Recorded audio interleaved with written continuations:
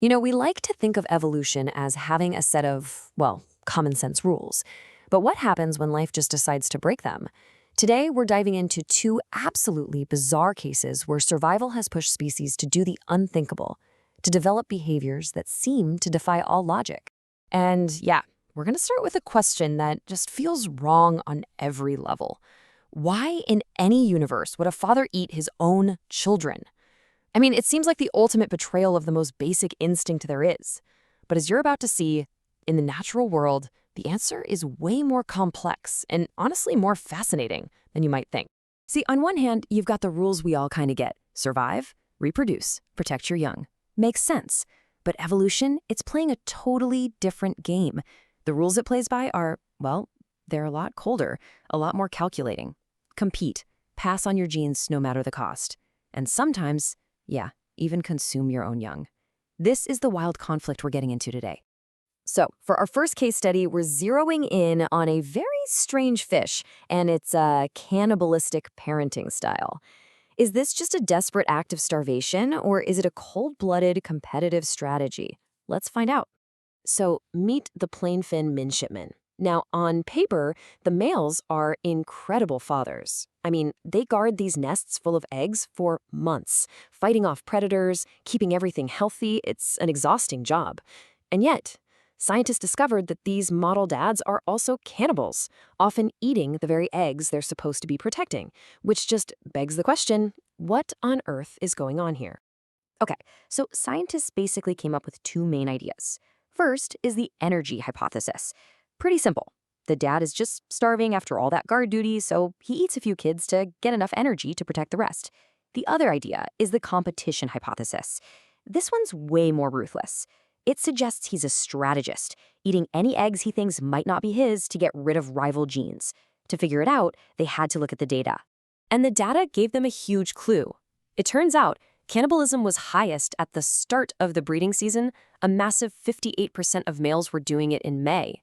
Then it drops way down, hitting 0 by July.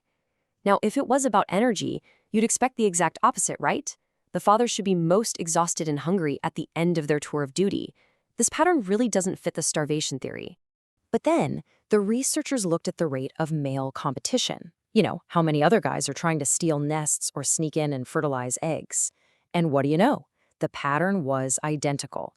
Competition is absolutely fierce early in the season, and then it just fades away. The fact that cannibalism and competition mirror each other so perfectly, well, that points right to the competition hypothesis.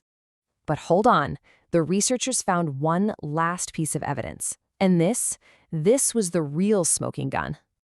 Get this, when one male midshipman attacks and successfully takes over another male's nest, a whopping 80% of the time, his first move is to eat all the eggs already in there. It's not about hunger, it is an act of war.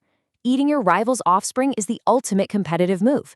It clears the board and makes sure only your genes get passed on in that nest. Mystery solved. Now, if you thought a father eating his kids was strange, our next story is, believe it or not, even weirder. We're talking about a species that has almost completely abandoned adulthood, a creature that has basically forgotten how to grow up. Okay, first we gotta get our heads around a key term here, paidogenesis. It's this super rare thing where an animal can reproduce while it's still a larva or a juvenile. Think of it like a baby having babies, completely skipping the whole adult stage. And this is the preferred lifestyle of a little beetle called Micromalthus debilis. So just look at this life cycle. For who knows how many generations, the larvae of this beetle have just been giving birth to more larvae. That's it. It's a completely self-contained, adult-free cycle. And it gets crazier. In a process called matrophagy, some of the daughters literally eat their mother from the inside out to emerge. So where did the adults go? This is where the science gets truly wild. Researchers figured out that by applying a very specific heat treatment to these larvae, they could trigger a forgotten developmental pathway. They could actually force these forever young beetles to do something they hadn't done in ages: grow up. They could resurrect the lost adult stage. I just love this quote from the researchers. They literally resurrected a ghost sex life. It's incredible. By bringing back the adults, they could start to piece together why they vanished in the first place. The leading theory is that it was an ancient conflict with internal bacteria, these things called endosymbionts. It's possible these bacteria made the adult stage too costly or just impossible, forcing the beetles into this bizarre, kids-only lifestyle just to survive. So we have a cannibal father and a beetle that forgot how to be an adult. On the surface, these stories seem totally unrelated, but they both point to a much deeper truth about how evolution works when it gets pushed to its absolute limit. Let's just break it down. For the plainfin midshipman fish, intense, brutal competition between males for nests drove the evolution of eating their own young. For the Micromalthus beetle, what seems like an ancient war with its own internal bacteria led it to abandon adulthood entirely.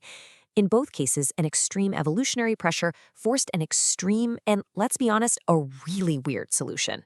So here's the big takeaway, right? These behaviors aren't glitches or mistakes. They are highly specialized, even logical adaptations. In the cold, hard math of evolution, if eating your young or forgetting how to grow up gives you a tiny genetic edge, that's the path life is going to take. It doesn't care about our rules or our sense of what's normal. It really makes you wonder, doesn't it?